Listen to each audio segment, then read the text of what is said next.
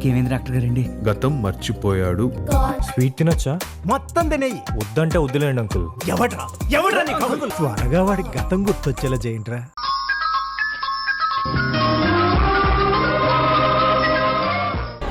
నేను చెప్తానత్తయ్య.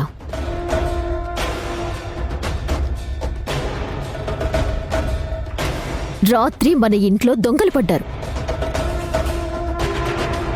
మొత్తం నగలన్నీ దోచుకుని పోయారు. ఏం మాట్లాడుతున్నావే నువ్వు? అక్షరాల నిజమత్తయ్య. బయట దొంగలైతే పోలీస్ స్టేషన్లో కంప్లైంట్ ఇచ్చి పట్టుకోవచ్చు, కానీ ఇంటి దొంగని ఈశ్వరుడు కూడా పట్టుకోలేడు అంటారు. అందుకే మీరు కనిపెట్టలేకపోయారు.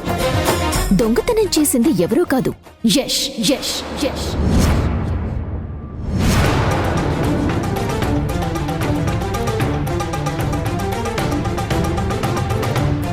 నువ్వు నింద వేసే ముందు ఎవరి గురించి మాట్లాడుతున్నావో ఆలోచించుకొని మాట్లాడు.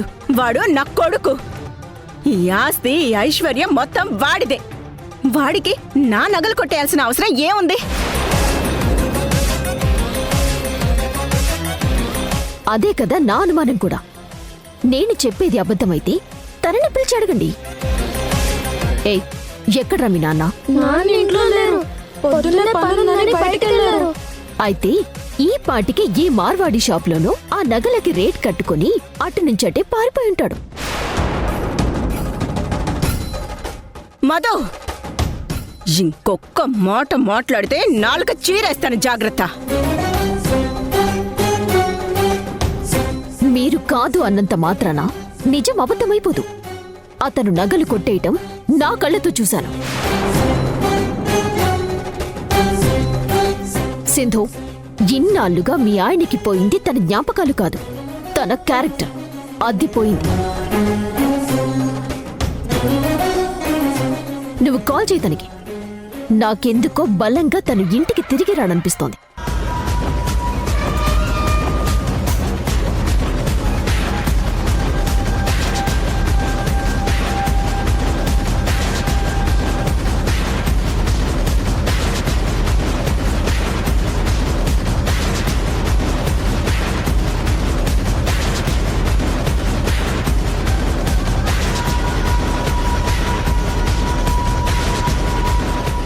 చెప్పాను కదా, ఆ నగలమ్మేసి జంప్ అయిపోయాడని. ఇంక తను రాడు. అమ్మా,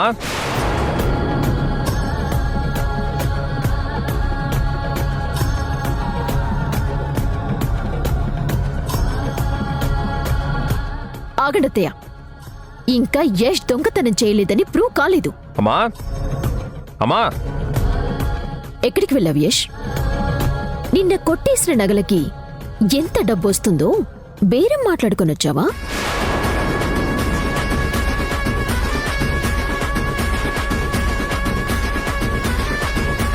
బేరం కుదిరిందా? లేకపోతే నాకు తెలిసిన మంచి సీటున్నాడు, నంబర్ ఇస్తాను.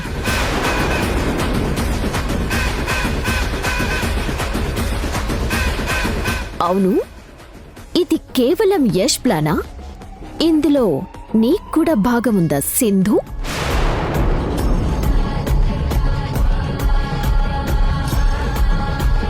యష్ గురించి ఒక్క మాట అంటేనే విరుచుకుపడిపోయే నువ్వు ఎన్ని మాటలంటున్నా నోరెత్తటం లేదు.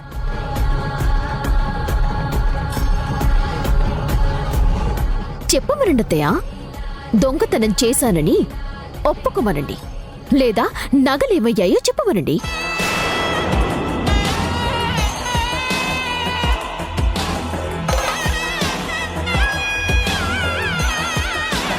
నగలు నా దగ్గరే ఉన్నాయి. నగలు నా దగ్గరే ఉన్నాయి. నగలు నా దగ్గరే ఉన్నాయి. నా దగ్గరే ఉన్నాయి.